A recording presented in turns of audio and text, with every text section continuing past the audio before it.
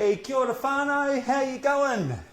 Here we are, another week of Political Cutz, PCZB Talkback, as I like to call it, but special series, isn't it? Anybody that's been following, welcome to Apolitical Cutz ZB Civics Special. A solicit what? That's today's thing, isn't it? Thank you, welcome all, hope you all had a good week. It's been another interesting week, isn't it? We've had obviously coronavirus has come back to the community. It's caused a bit of anxiety, and anybody up there in Auckland, Tamaki Makaurau, hope you're all keeping well at level 3 there. We're certainly all feeling for you. And to my hairdressing whānau up there in particular, a particular hey to you guys. It's tough, I know. Can't open for business. You're not the only ones, but a special shout out to my hairdressing whānau. So, thinking of you, doing this out of solidarity. We're looking after ourselves. We're at level 2 here, so, we have to be a little bit careful. We have to be a little bit careful ourselves, going back to the rules of, it's amazing how quickly we all kind of go back to days of old and kind of forget about that we've even got this thing about. But anyway, welcome, PCZB. Maybe there's somebody on there, if you just let me know that everything's all good. So Civic, so special. Thank you very much. That's all good, Hades. I know you can't hang around, but you can watch it later. Obviously, sound's coming through all good. Anybody let me know on there if there's anything going wrong. Last week had my big sound issue, but that's all good. We got through that there. Hey, so anyway, we're back here. Last week we had Privacy Commissioner John Edwards, and great feedback from that there. Thought that John gave a great interview, spoke really well. We covered some good general stuff. I was really interested in him talking about the job historically and kind of where that comes from, to understand the need for it and the history of the need for it. And interesting that technology has obviously played a huge role in his role, but also kind of interesting that he's got this brand new act together. That was funny, I didn't know that there until the middle of the interview that was happening. So that's obviously big stuff for privacy. And I thought his quip of, it's great that we've got a Privacy Act in 2020 that's suitable for 2012.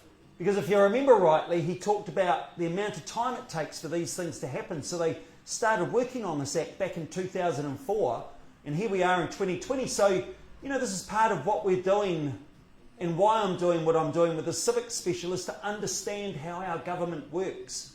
And of course, the key question is, what is a government? Well, we got a little bit of an answer of that from John last week, but I've gone out for some heavy hitters this week.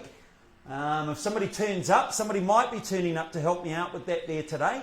All good, it says. Cheers, Jet. Hey, nice to see you back, Jet. Cheers for joining in again. Can I just say, anybody that is watching, listening, like us, love us, laugh at us, thumbs down, whatever, interact with us. Message me throughout if I check the messages every now and then. Share this video now. If you hit share, that means that more people get to watch it. We are trying to build an audience. This is going to be a great informative chat, so it'd be cool to share it out there and get it seen. If the person in question turns up, if they're not out there soliciting themselves somewhere, in a general sense. That's all very good puns, isn't it? Anyway, so like us, share us, and comment. If you've got anything to say throughout this chat, if you've got some questions to ask or anything like that, shoot them through. I can't promise I'll get to them all. You know that I have to jump over to the computer before I can actually get there. But listen, before I start, I've just there's something I need to sort out before we start. So if you just excuse me for a minute, I'm just going to pop over here, but I'll be back in a minute. Hopefully somebody will be turning up soon. So just excuse me.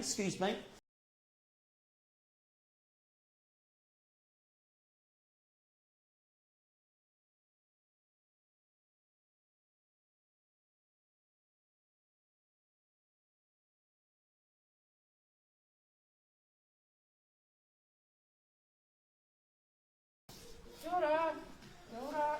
Whoop. Should get my this on.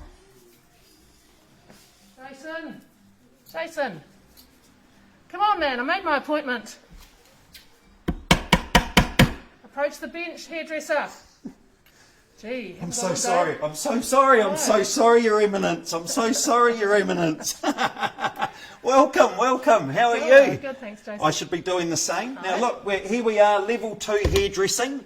Look, social distancing is difficult, but as you can see, this is Una Jagose, Right. Solicitor General of New Zealand. Welcome. Thanks, Jason. Now, as you can see, she's well masked up, and so I've chosen to go for this number, which is my visor. Quite like my visor. And I thought that the thing I like about my visor is that it makes my hair stick up quite bizarrely.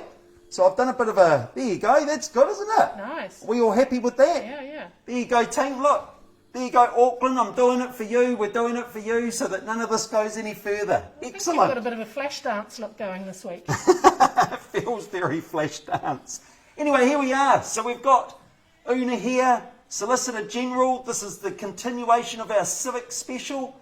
This is fantastic. I'm gonna cape Una up, and we're gonna make a start. If you don't mind me, I'll just pop this here. In fact, I thought like putting a cape on it's a bit like a judge's robe in a sense, isn't it? Yeah. And if we just Used like to to comment, I mean, you know, the coordination going on here from the Solicitor General is quite something. Thank you very much for making the effort. So. No worries. Hey, so first of all, technical question. What am I doing with your hair? Well, you probably should know by now, because haven't you been cutting my hair for about 25 years, Jason? Well, you know, like, you can follow that, I think. Back in the day, I think we once got our inspiration from Dorothy the dinosaur. It you was remember? Dorothy the dinosaur, Sort yes. of kept it big through the middle. I must say that Una's been a great client. You know, obviously she's got a great head of hair, so this is a great hairdresser chat. She's got a great head of hair. Like it's one of the few heads of hair that I have to deal with that challenges my own for thickness and what have you. It's extraordinary. And the thing I love about Una, and actually this is great social comment. In fact, you caught me on the hop here, but this is great social comment. One of the things that, as a hairdresser, that I love about this haircut is that obviously Una has a very important job, very senior role within our bureaucracy, and yet still rocks something a lot of fun. And she's right. In the past, we've done some kind of Dorothy dinosaur mohawks and what have you. But Una, how would you describe this current haircut? I mean, we've worked on this. This has been a collaborative to get to this point. And I've got my own descriptions. I know you're not always happy about my descriptions. I'm never happy when you call it a mullet. But, it is a mullet. No, anyway, that doesn't matter. How would you describe your haircut? I don't know, Jason Special, a bit sort of crazy and long. I think in the past we've said let's go for kind of full buff. Let's see how much buff we can get going in the back. It's a good one. Like if you notice, like I cut it really short right across the front, and we keep it pretty short around the sides and blend it out. And because Una's got this amazing head of hair, she's able to cultivate this massive buff. So we kind of keep it a little bit short up there, so we get this like very distinctive kind of shape at the back here. Now the other thing that's great about your haircut, of course, is when you put your glorious legal wigs on, yes, it fits perfectly, doesn't it? Absolutely, yeah. Fit for the job, yeah. So there you go. Any judges out there, if you're watching, this is the haircut you should be promoting or something like that there for your wigs. Anyway, it's all good. So I'm going to tidy up. That's the general idea, isn't it? Take my glasses off. I will need you to take your glasses off. But that's not what we're here for. We've done the hairdressing banter. I'll just make sure there's a few people. Welcome, everybody. Welcome, everybody. Hey, so listen, let's make a start with the first question. I'm just going to rip into this because this could be a great interview. First question. What is a government? Good question. Sort of like the sort of question that you get in an exam and you think, oh shit, what? But I think I can answer that. You know, like government is like usually a group of people that govern society. But actually what lots of people don't know, I reckon, is that the system of government isn't just the people that are elected who form the government. You know, like we always talk about the government and we think about the current people in power as a result of an election. But actually we have a system of government that includes those guys, the government, the executive government, they often get called the executive. There's another branch, the judiciary, and the third branch, the legislature or the parliament. So when we talk about our system of government, and we talk in New Zealand, we've got a system of democratic government according to law, it's all three of those branches. The executive government, people who work in the beehive every day, the Prime Minister and the ministers, the cabinet, the Parliament with all of the elected MPs, not all elected now, list and elected MPs that make up our Parliament, and the judges who make up the judiciary. So that is what I would say is a government. In New Zealand, it is those three branches that all have their particular parts to play to make sure that we continue to live in a country according to the rule of law and a democratic country as well. Hey, so listen, just to get this straight, because last week, you know, when we spoke about this with John, just to understand a little bit of the difference between the executive and Parliament. So was the executive made up of cabinet ministers? Yeah, that's right. The executive is the cabinet. Yep. Is the cabinet, gotcha. Yep. And Actually, whereas and the Parliament Governor is General often all of the sits there. MPs per se. That's right. Gotcha. Yep. All the MPs make up the Parliament. And so through the Parliament, government is accountable to the people. So that's how that part of the system works. But also the oversight of the courts to make sure that executive decision making is lawful. And so you can think about it another way round. The Parliament makes the laws, you know, the legislature passes the laws that we are all subject to. Government puts up its policies and puts up and promotes legislation often to affect its policies. And the courts make sure that everybody does what the law requires them to do. So that's how the whole system kind of just fits together. Yeah, gotcha. And so that is each one of those three technically independent from each other as well? Yeah, technically and absolutely independent, truly independent. And that's really important too, to make sure that the relative functions that they play aren't able to be influenced by the other ones. So take the judiciary and the executive, for example.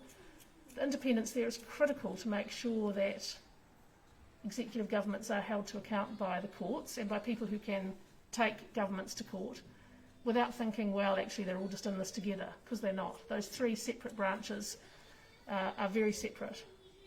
And just while we talk about that and the three, and I don't know if you can answer this, but where does this come from historically, the system? Like, do you know... I worried that you would ask me a historic question. You have to get a historian in here. Well, it is the system, it is the Westminster system that we adopted from the UK. Gotcha. Yeah, and have we kind of, that's been the tenet of our system pretty much since we formed a government, isn't it? Yes, yeah, gotcha. Enough of the history questions. Oh no, I do actually have one more. I do have one more, but I'll come to that, because then my next, I'm going to dive to this then. So your role is the Solicitor General. And so first of all, where do you fit in that? Yeah, okay, good question. So the Solicitor General, and I'm the 17th, there have been 16 before me. Oh good, that was my historical question. Right, yeah, no, I knew that one. So the Solicitor General, originally the Attorney General, who was a politician. Always? Yes. Yep. In New Zealand, yes. Perhaps everywhere, but certainly in New Zealand. And the Solicitor General, they often get called the law officers of the Crown. Well, not very often, but, you know, formally that is what our titles are. We are law officers of the Crown. He, David Parker, is the Attorney General. He's the senior law officer, and the Solicitor General is the junior law officer. And so historically it came from the time when the monarch, the king, needed lawyers to appear on his behalf, or the monarch may be heard, but mostly kings. The solicitor and the attorney kind of came out of that process by which the monarch needed lawyers to advise and appear, and that was the king's lawyer, the Attorney General and the Solicitor General. So we get called the Crown's law officers. And in today's modern world, I've just said that the Attorney General is a member of the executive government and is a politician, although in his law officer functions he is independent even of party political matters. So that's an important feature there of, again, we're finding that sort of independence comment. The Solicitor General is a public servant. You know, I'm the most senior lawyer in the public service. I'm not employed by the public service, I'm appointed by the Governor General to hold office at pleasure. It's a funny old expression. At pleasure? Yeah, at pleasure. Is that what it technically says? I should have brought my warrant in. I think it says something to that effect, and that's often how it is described too. Sometimes people hold office at pleasure, so it doesn't have a term. I can't be, well, unless I behave badly, I can't be gotten rid of. And that's an important feature, because the important thing about the Solicitor General is that she needs to be able to provide independent advice to government. as to what the law is, and to again not be sort of anxious about if I give advice that they're not going to like, am I going to lose my job? So the independence comes for that reason, so that you have somebody in the system that is able to give the sort of sometimes courageous advice that's necessary and maybe doesn't always go down very well, but you don't have to worry about, will I still be being paid in a couple of weeks? So the law officers, junior and senior, so I'm part of the public service. And that's never really been very formally kind of arranged. How do each of you know what to do? The jobs of the Attorney General and the Solicitor General are how do I say that? The job is to make sure that the government acts according to law, and to be the definitive voice of what the government or the Crown's view of the law is. Now, definitive only within the Crown, right? Because, of course, courts get to say whether you're right or wrong. That is the definitive voice, really, as to what the law means. But for the Crown, the Solicitor General and the Attorney General kind of get to call it. And also to say how the Crown behaves itself in court, what arguments it puts, what position it takes. And because the Attorney General is a member of the Executive, often that is something that falls to the Solicitor General to make sure that there's no suggestion or perception that that is actually being a party political position being taken. John McGrath, he was a former Solicitor General some years back now, but he called this a sort of sharing of power, a sharing of law officer power.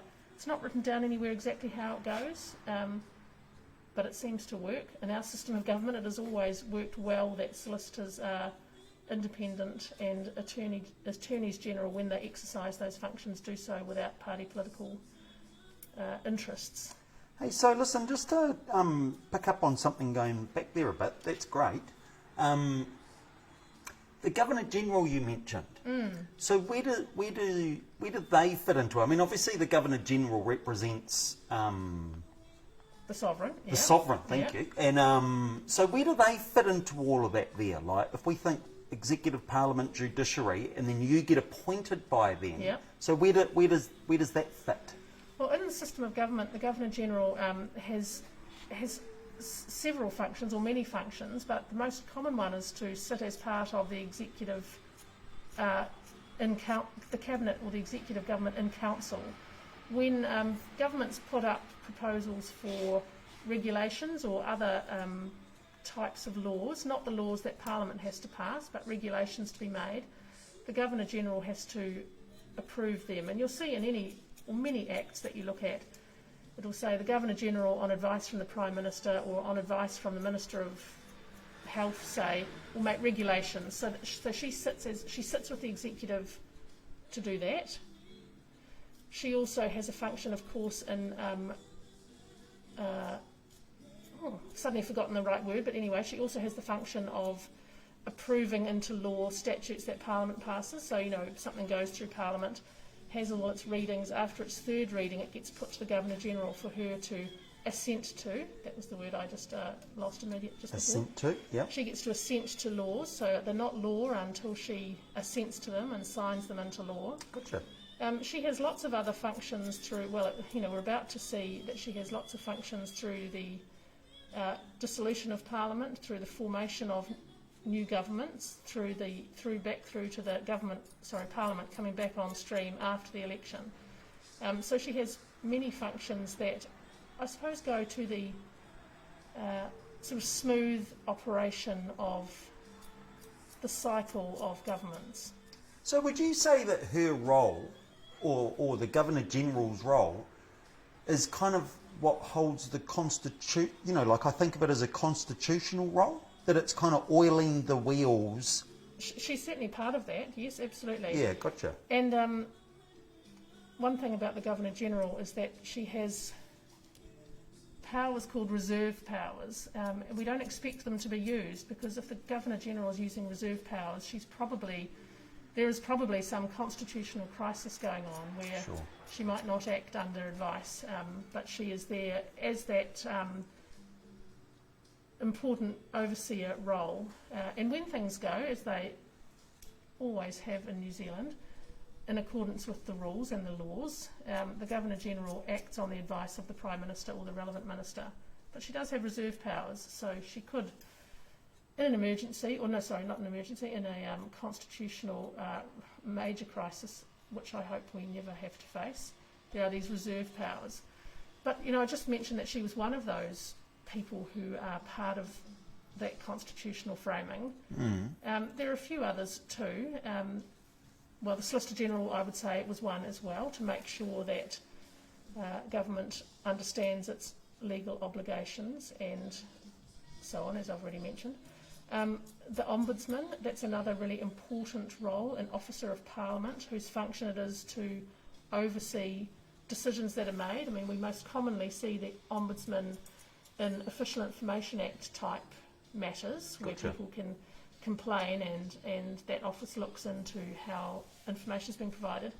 But actually the ombudsman's got many other roles that go towards the good and proper administration of government by the public service. Sorry, so that's a great position to bring up. So the ombudsman, how would you describe their role then? Like, are they kind of an overseer of... Yes, of the public service. So, right.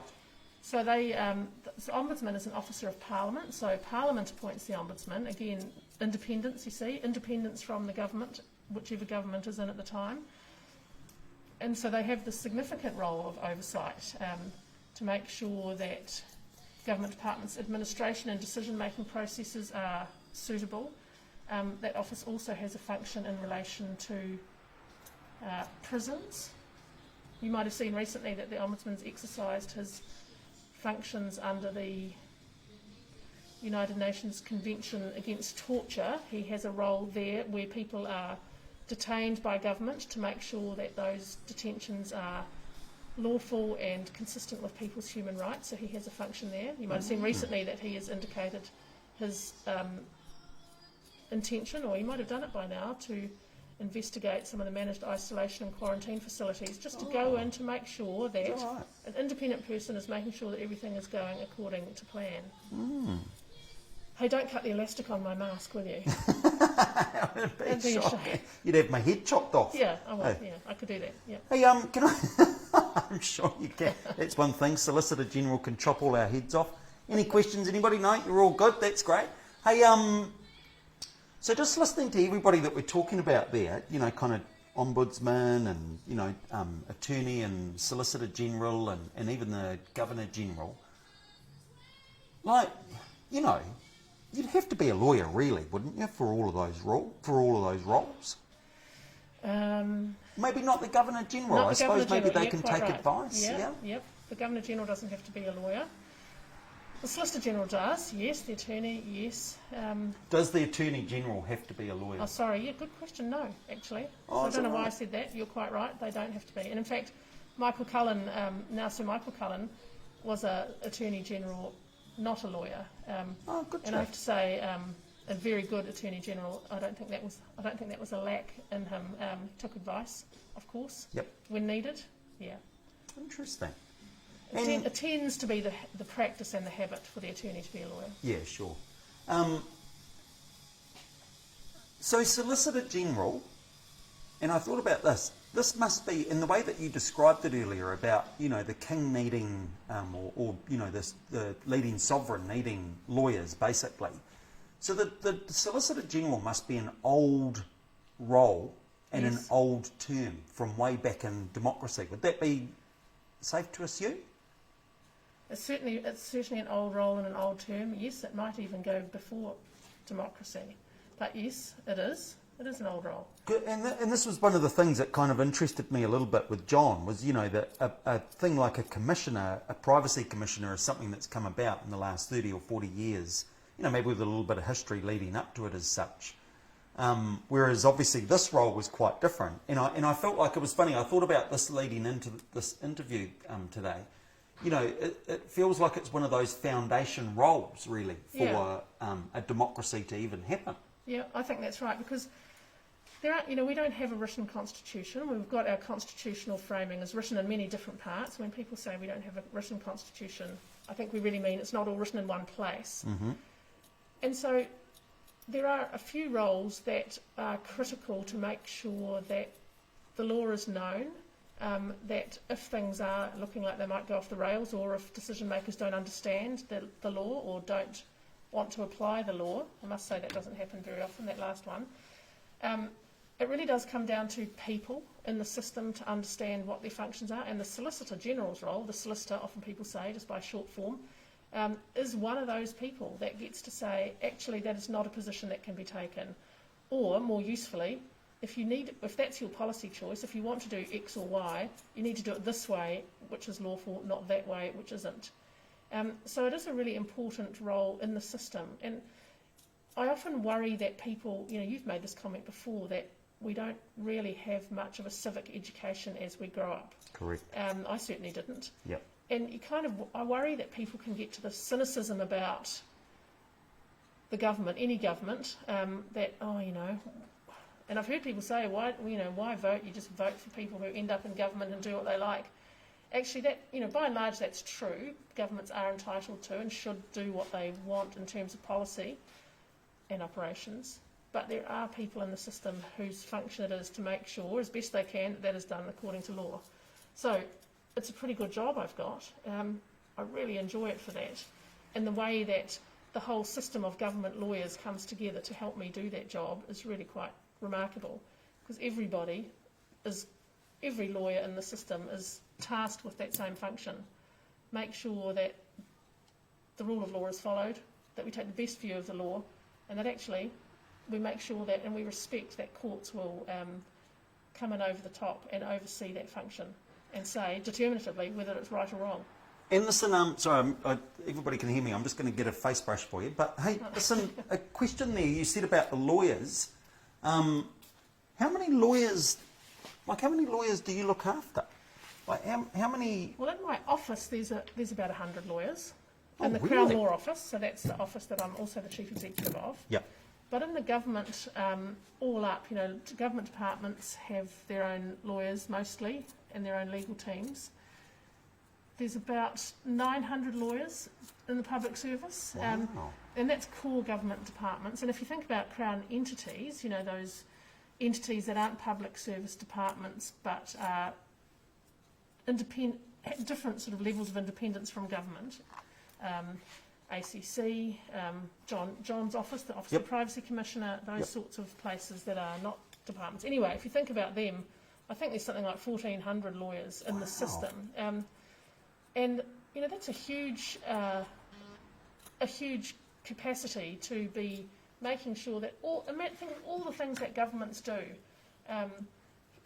from running infrastructure, from making decisions, there's so many lawyers to help them do that, and to help them do that in a way that is proper and lawful, and in a way that can be seen transparently to be being done. There's a question. Uh-oh. Yeah. Somebody's buzzing me like, look at your screen. Hang on a minute. Jake, I'm coming, mate. Hang on. So Jake might have cut your hair once. He used to be a hairdresser. Yeah. Jake, Might have done. in the Air Force now. Anyway, this will be something to do with are we able to legally bomb from our planes, or it'll be something like that. Anyway, I'm sorry. Jake, what do you got? Legal question regarding MPs and the Privacy Act. Why aren't MPs able to be held accountable to the Act, for example, recent leaking of COVID information? Well, interesting question. I know there's a difference. Sorry, I'm going to jump on. I know there's a difference between, and we often see it on the news, where politicians or MPs can use parliamentary privilege to be able to, say things that they can't say out. It kind of relates a little bit to Jake's question there. Have you got, what have you got for us around that? Sort of a couple of things about that. One is that I can't really, it's not a very good answer to say the reason that is so is that that's how the Privacy Act was designed by Parliament. So I can't really answer the question about why, but it might be that Parliament itself,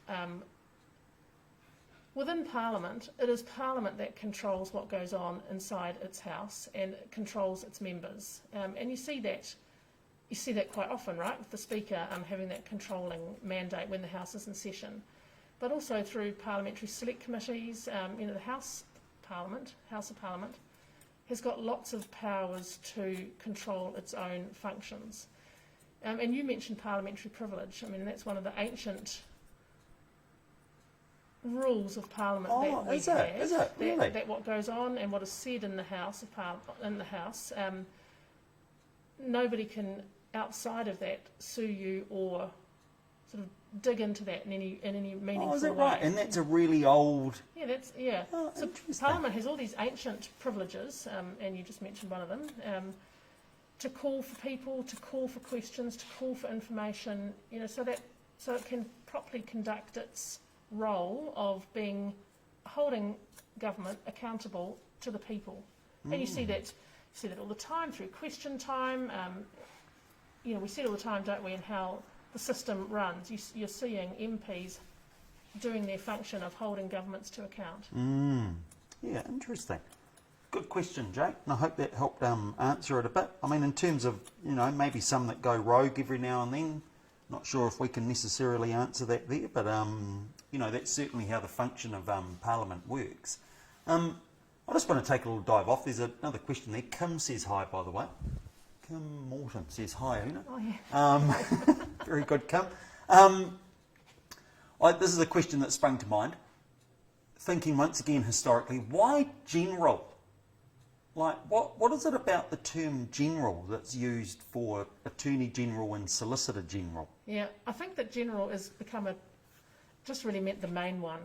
Like if you think about, so I said before, that the sovereign needed an attorney and a solicitor, and I think general just gets added like the main one. Gotcha. Inspector General, we have lots of roles. Governor General, you've got lots of roles where the main one has the general in their title. I think that's what it is. I wondered if it was something like, because I was interested, and you mentioned, and I think this is something that people probably wouldn't realise with the Solicitor General as well, but you're actually the CEO of Crown Law as well, aren't you? So I'm the Chief Executive of that department here as well. And so, which I'll ask you about in a sec, but in terms of the general, I wondered if it was a term that was put to, instead of being the CEO, which you're the CEO of, say, what's over here, MSD, for example, I wondered if there was like a slight difference with how you guys are set up compared to them that might indicate an Inspector General or maybe? No, okay. I'll say something, whether this is an answer or not, I don't know. But so the Crown Law Office is a government department like any other government department, like MSD, like the Ministry of Health. We've got the same requirements to account for what we do. We have public accountability that gets set out in documents every year, same as every other government department. And so in my chief executive functions, I'm the same as any other chief executive. My responsibilities for my people, employment, how we spend our money, all those things. And in that regard, actually, I am accountable to somebody else. I'm accountable in that function as chief executive to the Public Service Commissioner. Now, I say it like that because up until last week we knew that role as the State Services Commissioner. Oh, right. And with the Public Service Act just being passed last week, or perhaps the week before, very recently, there's been some title and name changes. So we now have the Public Service Commission and the Public Service Commissioner. But anyway...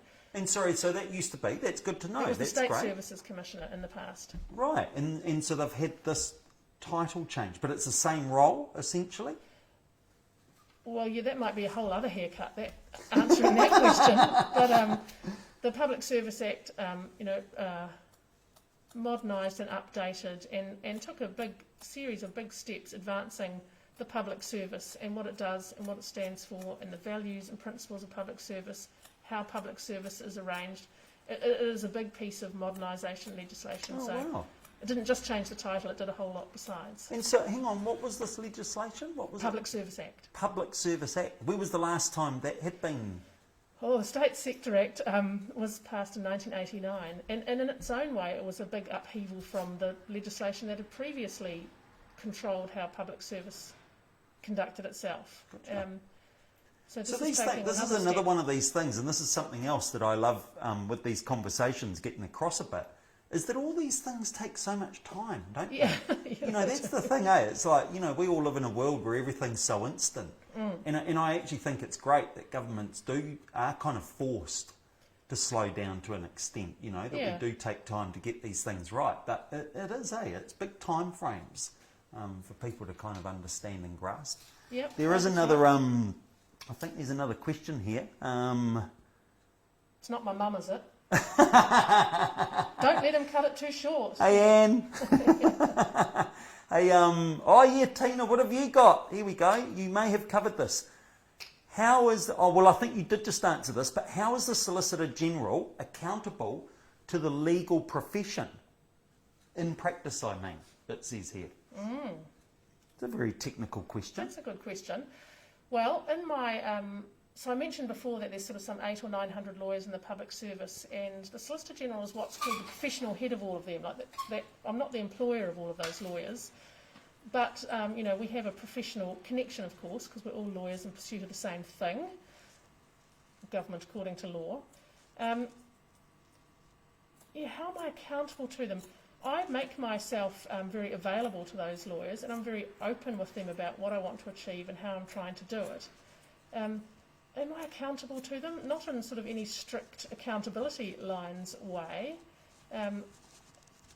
If the question is being asked, you know, like how does somebody stop me going rogue, there's lots of ways that the system would produce an answer to that. Whistleblowing, complaint to the, you know, or comment or question to the Attorney General, who I do answer to. But I would like to think that the way that I conduct my role is not so much sort of point and shoot and say I'm the Solicitor General and I know the answers, but I prefer to work with my colleagues, whether in Crown Law or outside of it. Actually, lawyers and non-lawyers alike, to try and work out what are the issues that we need to answer, what are the issues that we need to have sort of a collective view on, and when we get down to some nitty-gritty difficult question, how do we best work together to find out the answer? And yes, in the end, I get to call it what is the right view of the law, but I tend to do that in a highly collaborative way. So I hope that I'm answerable to them through that process. Through that I would process. run. Yeah, Gotcha. Courts and judiciary. Yes, let's talk about them. Because the other thing that the Solicitor General does is appear in court, as all of my colleagues, or not all, but most of my colleagues who are lawyers in the Crown Law Office do too. We represent the government or the Crown in court. We're not the only ones. Lawyers throughout the system do that too, and also lots of lawyers in the private sector do that too on instruction either from my office or others. But the Solicitor General is the senior lawyer and is expected to appear in the courts in some ways to kind of make sure that government knows it's getting its most senior lawyer up on some difficult or interesting or groundbreaking cases. But the judges too want to see the solicitor from time to time appearing to explain, if that's necessary, the decision that's been taken or the government's view on something. So that is also a really interesting part of the role, I think, because not many chief executives also continue in a highly technical role. Yeah, so, practicing. And to be honest with you, this is good we've brought this up, because that's what I was kind of driving at a little bit earlier when I was asking you about, you know, being a CEO. And I know that because I know you, but you're also basically still a practicing lawyer as well, aren't you? Yeah, that's right. Yeah. Well, it is quite, I think it's quite unusual. It might not be absolutely unusual, but for example, the Director General of the New Zealand Security Intelligence, so Rebecca Kitteridge isn't a security practitioner. Gotcha. She's the chief executive. She's the deputy. She's the director general. Sure. So it is a funny little part to the Solicitor General's role that they are also what I've said before, a jobbing lawyer. And must make your job bloody busy. Can be busy at times. Yeah. Of course, I've got incredibly fantastic colleagues who work with me on that. So I certainly don't do it alone, couldn't possibly do it alone. Yeah. Yeah. Hey, so back to the courts and judges. So in terms of how they operate, do you have, are you part of that? Or are you separated from them? I'm definitely not part of that. I'm separate from that in that I'm part of the executive government, so public servant. I appear in front of the courts and am answerable to the courts, and I'm an officer of the court, in that I'm a barrister and solicitor. And so I have allegiance to the court, to come to the court openly, you know, to bring everything I need to, not just the bits of my case that are good for me. You know, you have all these duties that you bring with you, all lawyers do, when they come in front of the courts. Mm-hmm. So I'm certainly not part of that system. You know, the Attorney General appoints judges. So, you know, we were talking before about how are these branches, you know, absolutely separate, and they are. And then someone might say, well, hang on a minute, if the attorney appoints them, you know, can't he just stack the benches with judges that he knows will agree with him? And I suppose that is possible. But when I mentioned before that attorneys act not in party political ways when they exercise their Attorney General functions, that is one, the appointment of judges. That is done outside of the cabinet and executive government process. It is a process done by the attorney as a law officer. Interesting. And, you know, like we do, you know, and I can't help but think about when you say that there, I mean, you know, and this whole conversation, I'm kind of in the back of my mind thinking of when democracy falls down, and we see that overseas occasionally, you know, in places, and we do see those political appointments maybe getting made to judiciary, or, you know, like there's a breakdown of law or something like that there. I mean, are there any kind of like real safeguards of that, or what's the... Well, safeguards could somebody, how easy would it be for somebody to go rogue, I suppose, really? Yeah, I think it would actually be incredibly hard in our system to go rogue, and I'll tell you why I say that. Because and any lawyer and law student will know that sometimes there can be an interesting discussion about who is sovereign, who's like bigger, who's more powerful. Is it Parliament that gets to say this is the law, or is it the courts that get to say this is what the law means? And there's sort of a, I was going to say a fun dinner party question, but actually that would be quite a boring dinner party possibly if you were at it. But a question, you know, to test how we think about that. To say, what if Parliament passed a law that said all blue-eyed babies should be killed? Okay, so it goes through all its stages. The Governor-General, let's just say, assents to that law. Is that really the law of New Zealand? Or would you expect somebody else to then assert their muscle and their part of their process to say, actually, that you've gone too far? Yeah, gotcha. And I would say that our courts would be ones that wouldn't enforce that rule. I'd say that there'd be other people in the system that would say we no longer recognise that that was something that could be done by Parliament. So it's always possible to go rogue. You know, one of the things that we see in other countries is where the Solicitor General is so associated with the political arm. So in the United States, for example, the Solicitor General kind of stands and falls with the President, although, as we've seen, several of them have fallen and the President's still standing. But in any event, it's very much a political position as such, isn't it? And the function is to deliver for those political outcomes. There are so many roles here. Police Commissioner is another one. Commissioner of Police cannot be instructed by anybody. So Police Commissioner Andy Coster at the moment, he has an independent role in his constabulary functions, you know, his decisions about police operations. He's not answerable to anybody else.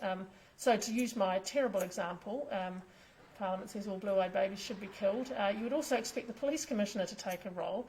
You know, even before that, you'd expect the Governor-General to exercise her powers, wouldn't you, to say, well, that is not a law that I'm going to give my assent to. Gotcha. So there are, of course, it's just an imagined story, and you wouldn't expect our government, you know, it wouldn't get through select committees, it wouldn't get off the ground, but it's a useful kind of extreme example to point out who are the people in the system that might... She's not saying this is don't something do it, that she's pursuing.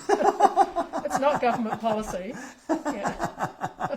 Hey, no, that's real interesting. And to come back to judiciary a bit, because we've talked about this as well. I'm quite fascinated by courts. So, just for everybody out there, like, what's our kind of? I mean, you know, people maybe don't even know that district to high court to what's our kind of like, and how does that kind of function? Yeah. Well, I'll start at the top, because our most senior court is the Supreme Court, and it used to be, you know, that the highest court in New Zealand was the Privy Council. That's a court that sits in the UK, in London. And a while back we cut our ties with the Privy Council and established our own final court, the Supreme Court. So it is a final court of appeal, and you get there by going up through the stages and various appeals. Perhaps I should have started at the other end, but anyway, I'm going to come down from there. Underneath the Supreme Court, so there are 6 judges, I think, there's 7, in the Supreme Court. And anyone who's in or visiting Wellington or lives in Wellington should pop in sometime and see the Supreme Court in action. Open to the public. All our courts are open to the public. Oh yeah, see, that's something. People don't know this. Yeah. Hey, and we've talked about this. Every court, isn't it? I mean, the judge could say, for whatever reason, clear the court and have something done in private, but it's very rare. It's a really important part of our system that justice is done in public. So people, just in case you don't realise, every court, High Court, Court of Appeal, Supreme, District, maybe not Youth and Family, well, sometimes they might not. They tend to know. They would tend towards openness, but depends what's going on. Sometimes those things are done with a bit of privacy around them. Yeah. But basically, we're free to go in and observe what goes on. Yeah. Hey, and Una's right. The Supreme Court is a gorgeous building to go into. Yeah, beautiful. I even recommend in its foyer you're allowed to go sit there and eat your lunch. I did that once. Nobody goes in there. There was no one there. I had the whole place to myself. It was great. Anyway, sorry. No. So that Supreme Court of Appeal is sometimes said to be the first appeal court, as it sounds, Court of Appeal. It hears matters on appeal from the court below it. And just going back up the chain, the Supreme Court hears appeals from the Court of Appeal. So next, High Court. That is often what we call a first instance court. It's the first time something comes to the court. Oh, right. So it's not sometimes they hear appeals, but anyway, I might get to that. But generally it's a first instance court where decisions are challenged or juries are assembled and defendants are tried. That goes on in the High Court. And we call those courts the High, the Court of Appeal, the Supreme Court, our higher courts. Then the District Court, there's district courts all over the country. They do a lot of work. They do a lot of trials. They do a lot of criminal trials. They do the branches include the Youth Court, the Family Court. They are very, in most towns in New Zealand, you'll be able to find your District Court. Local District Court. Yeah.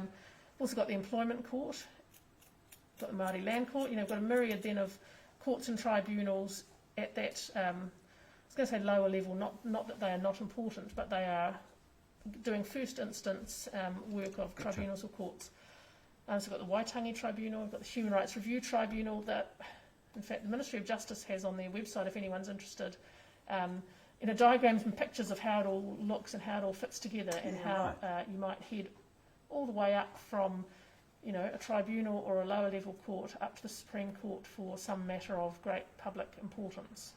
And so then my question is, the judges that preside over all of these courts, and I know we've talked about this over the haircuts briefly, but, is there kind of a pathway? I mean, is it like you'd suggest you maybe as a judge you start out at district court, you work your way up and eventually maybe one day if you're in one of the chosen you end up at the Supreme Court? I mean, is that how, or do judges get appointed to, you don't have to start at district, you can come in at some other point. Does that make sense? Yes, that's true.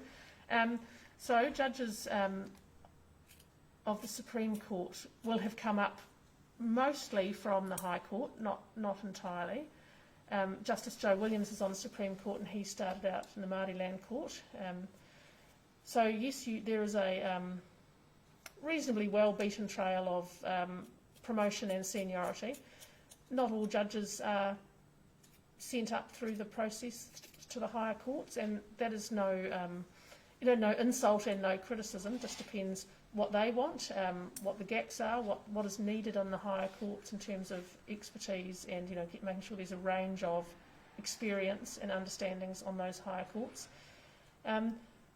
Sometimes district court judges make the move to High Court and then beyond, but that happens a bit. It's less common. And listen, so judges, I mean, do you go to judge school? Well, good question. No. Well, maybe they would say they did. Judges are appointed, well, of course judges who are appointed are lawyers, and invariably they will be lawyering right up until they're appointed. And that can be a reasonably quick process by which you are asked if you either you've expressed an interest or you're asked if you will express an interest. And you might be appointed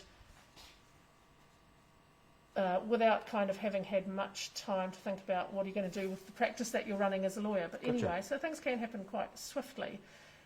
Once there is a process, and I'm not very close to it, well, I'm not at all close to it, and so there is a judicial education program that the judges run for the judges. I know that they have, regular training from people from outside, training themselves in all manner of things. I think these days, I think I'm right to say that a new judge often will sit with a more experienced judge for a couple of cases just to kind of see how it all runs, and then they're off, and they're the independent judge running their own court.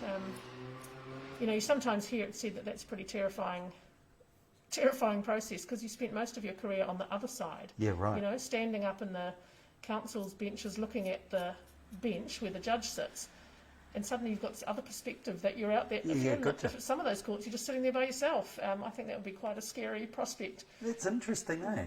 Hey, so do people kind of, how do you decide? Is it personal preference, I suppose? Like, that people decide to become judges? Are there some people that kind of start off like that?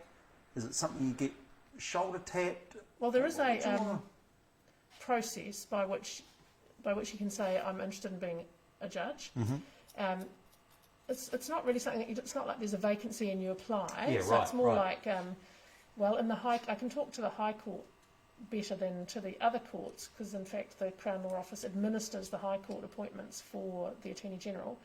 So every 3 years, there is now a protocol in place, and every 3 years there's a call put out to say who wants to express an interest in being appointed to the High Court. All right. And then that goes through a process of consultation with the Law Society and the Bar Association, Te Hunga Roia Māori, the Māori Law Society. A whole range of people are asked who they might want to become judges. They're consulted over people who have put themselves forward. The Attorney General and the Judiciary will finally form a view about what sort of experience they need and what sort of person they want, and they make those appointments. So I'd say it's somewhere between. It's not a shoulder tap. It's not entirely secret, but it's also not of the type of job like a job gets advertised and everybody applies for it. Yeah. And so that's handled by the Attorney General, not by yourself at all. That's so you're right. separate. Well, from we that administer whole... the process for the attorney, but Right. we don't have any. I don't have any decision making. Gotcha. On any any decision of making that, on it, yeah. And do you have much, then in your role after they're appointed, like, do you have much interaction with judges in your role? Or are they separate?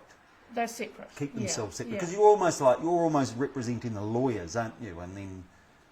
No, well, I would have contact with sometimes the heads of bench, the Chief Justice, who's the head of all of the judges, or the President of the Court of Appeal.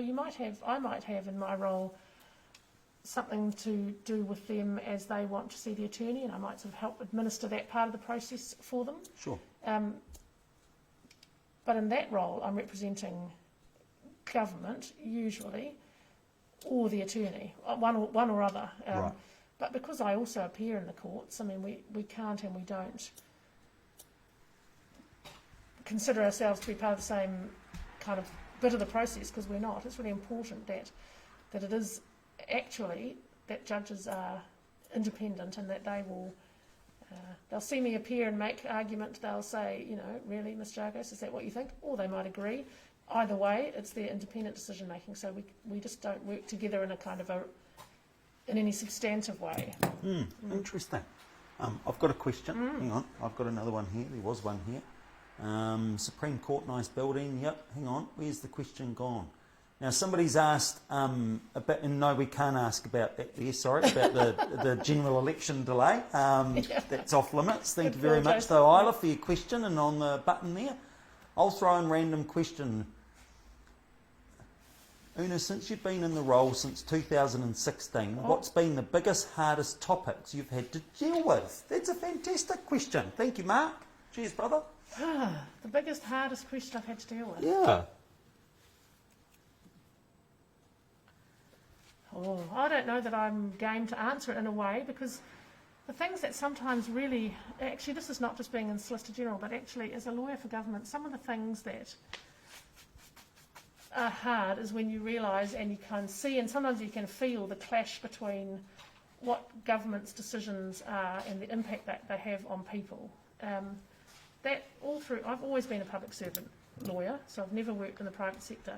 And some of my hardest times in my career, not just as solicitor, is when you see that impact on people, and people having some rubbish lives and times, and you have to deal with kind of how advising the government on that. That sometimes is very hard. Yeah, interesting. You know, kids get killed, families are violent. These things that bring sort of some people's reality to my attention, I find hard. Or not. I mean, I don't ever want to find them easy either. I mean, I think it's important that people kind of can feel what's going on. What has been hard? That's a good answer, though. Yeah, that's a good answer. Well, I think it's a good answer. I don't know, Mark might be like, what the heck? Yeah.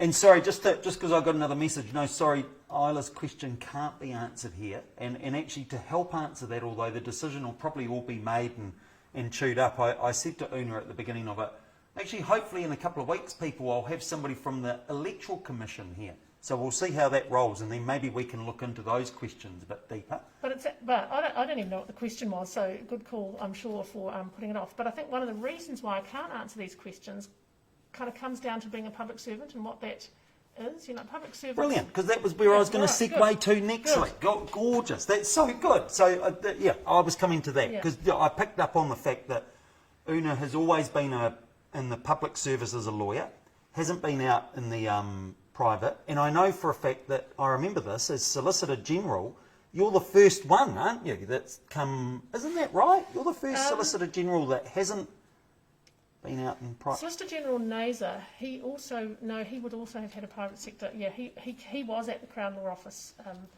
so I'm not the first one of that, but yes, I think that's right, I will be the first Solicitor General who hasn't had a private sector law experience.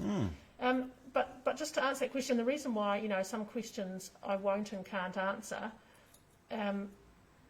is that public servants are all politically neutral, and it's really important that that is understood, because we aren't answerable for the policy decisions or the operational decisions that are taken by governments. Government's answerable for those, and if we don't like them, you know, we the citizens don't like them, not we the lawyers. If we the citizens don't like them, you know, there's lots of things that we can do. We can ask questions, we can vote, we do all those things in our democracy to say, well, I like that policy or I don't like that policy.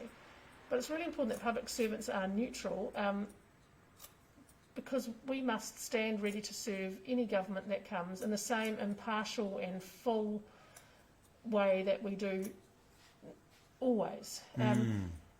And so I will always avoid answering questions about what do you think about this policy or that policy, because it doesn't matter. It can't matter what I think. My job is not to do anything that I'm asked, because of course if I'm asked to do or to help in some unlawfulness, I wouldn't and I shouldn't.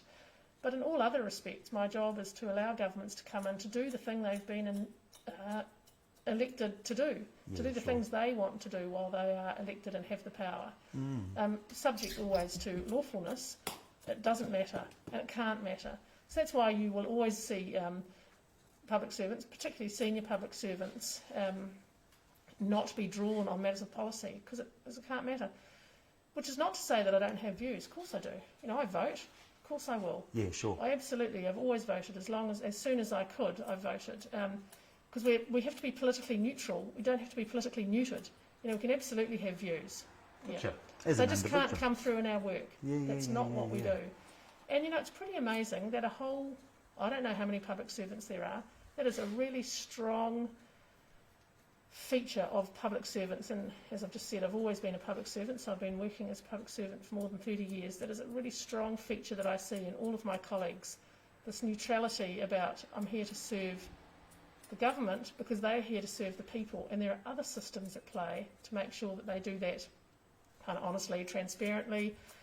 Thinking about the ombudsman again, with good processes in place to hold them to account if they go wrong. Even, I don't even mean go rogue.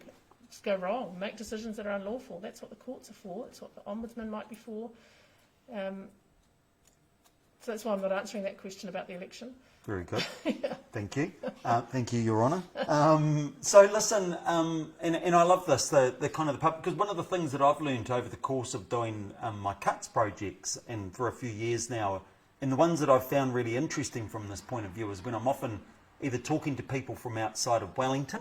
Yeah. And in Wellington, we all understand the bureaucracy. I mean, probably half the city or something working in it, and the other half are friends of whatever. So it's very normal for us to have this, to understand it.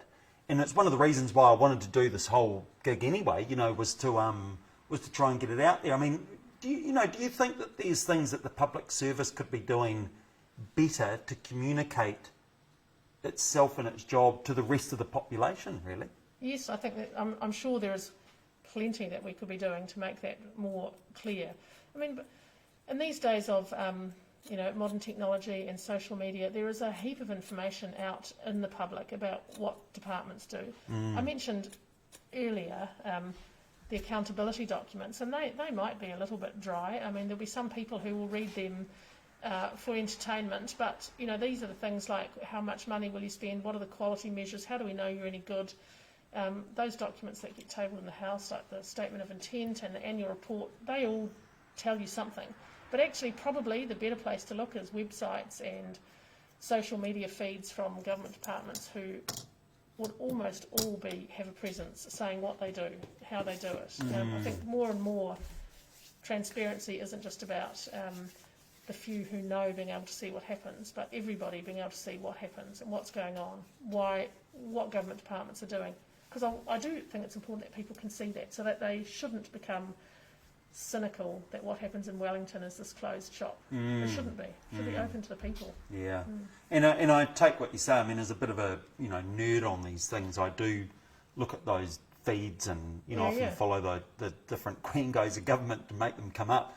But I must say, one thing I observe is that they have low engagement. Yeah. That's something. I mean, and it's so easy on social media, isn't it? Just to kind of get lost in everything. Hey, listen, we're almost kind of come to an end, actually. Right. Yeah. How's your haircut feeling? Looking I think good. I've tightened that up nicely, actually. Yeah. In fact, I particularly like what I've done. Working on the blend for virtually an hour today. The blend is looking amazing, actually, from short through to long. And remember, this is all technical so that she can fit that big wig on perfectly. That's what all of that there's about. Actually, that wig gets worn ceremonially and not very much anymore.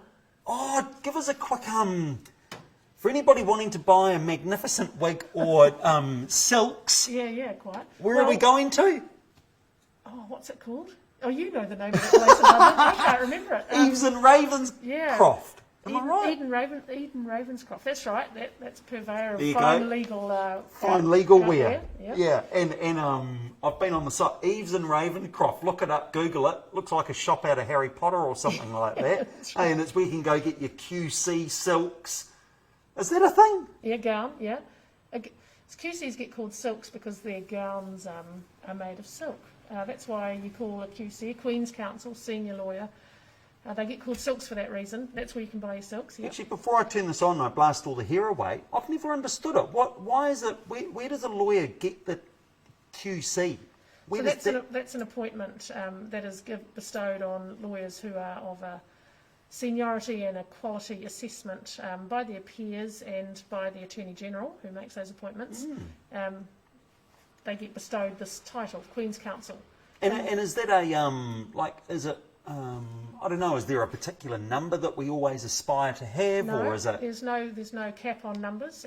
It should be reserved for the highest standard of leadership, of contribution to society, to access to rule of law, to high standards of legal quality. So you wouldn't expect there to be thousands and millions, but there is no number. Gotcha. Sorry, I'm just going to turn this on, team. I'm just going to blast some hair out of the way, and we're going to pretty much finish up. But hang on a moment. Look at it all.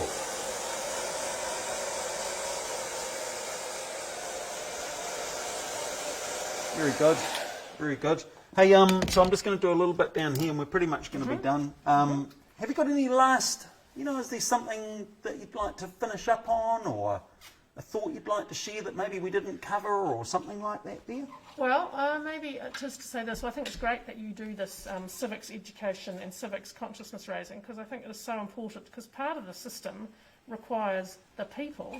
The democracy is about the people. So people need to know what's going on, and you need to exercise your function in that system, because it isn't just what happens here in Wellington. It is also what happens when you get out, hold people to account, ask questions under the Official Information Act, demand information and vote. And I think that's a really great thing that you're doing here, is helping people understand how it all goes together and what their role in it is. Well, and I think that's lovely, Una, thank you. And actually that was one of the things that we got from John last week as well, was understanding as citizens we have rights. Absolutely. And that it's also that it's our responsibility to make sure that we know what those rights are, and when we feel like we have to act on it.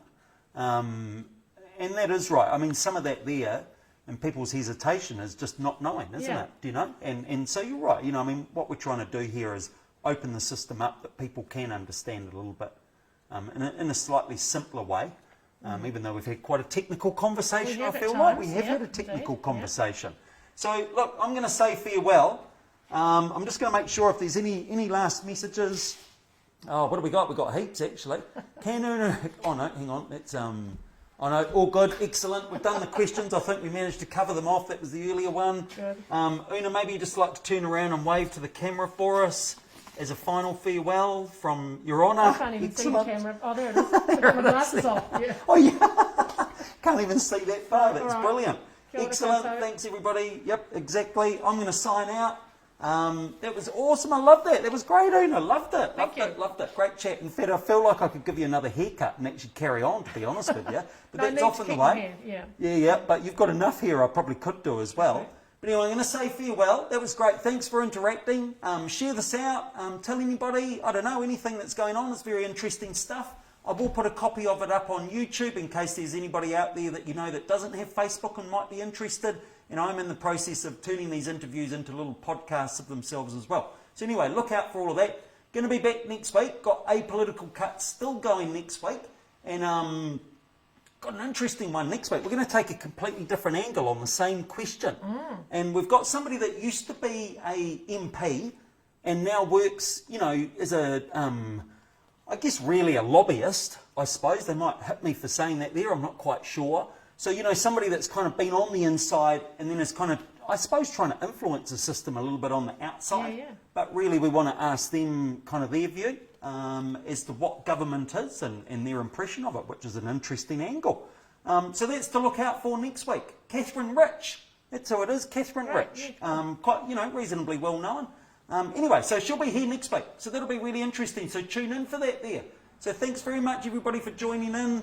I'm going to walk over here and push stop. Have a good week. Stay safe. We'll find out tomorrow. Watch out for the Rona. Hey, we don't want that getting out any more than what it already is. And we'll find out about the election tomorrow. Sorry, Isla, we couldn't answer your question, but I'm sure it'll all get announced tomorrow. Lovely. Thank you very much.